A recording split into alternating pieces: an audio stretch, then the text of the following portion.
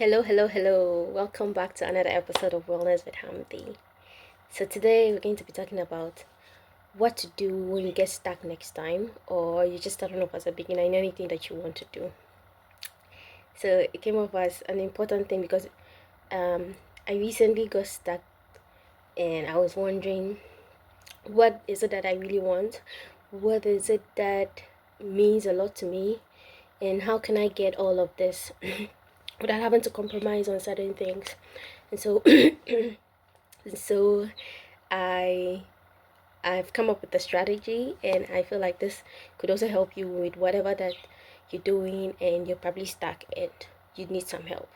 So point number one is that you have to understand that you need a strategy in order um to get what you want. Okay, so this definitely has to do with the fact that you have to understand the steps you need to put in place that will guide you as you start your journey or you plan to start your journey. Like, for example, you'd have to write that business proposal and pitch it to investors, or you'd have to partner with the company to get that deal that you want, or it could be also another thing that I haven't made mention of, but it's just about you understanding what necessary steps you need to take. And you could also just you can also start off right without having a business proposal or anything, and with the hope that as you go along the way you would figure out what to do. But the downside of this is that if you're not already predestined to be on this path and you don't have the passion to carry on, chances are that pressure and the requirements that come along the way would just make you fall back and make it impossible for you to carry on whatever big project that you want to do. So the best thing is to understand the steps you need to follow. But of course, not all rules apply to everybody. So who knows, you could be that person that you could be that exception. So understand what your path is, and I think from there you can understand what you need to do. Point number two is that you have to know exactly what you want. So personally, I want time and financial freedom. I also want to be able to help my family and loved ones when the need arises. And so I'm looking at ways I can do that without having to compromise on my personal beliefs and all of that. So, like being out here on YouTube, at least even if I started YouTube as a way of trying to improve myself and be there for other people. Like, who knows, you may not know whom you're able to motivate and all of that. So that's my purpose of being out here on YouTube.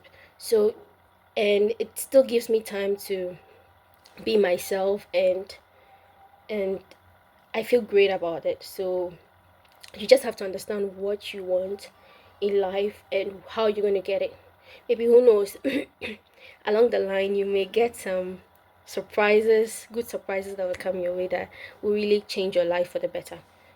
Okay, another thing, the point number three is that, do you need a change of your mind? I say yes and no, because personally I believe that whatever great thing that is about to happen basically has to start from you. Okay, you're able to change your internal surroundings by improving you. So you need to do that extra work to get what you want.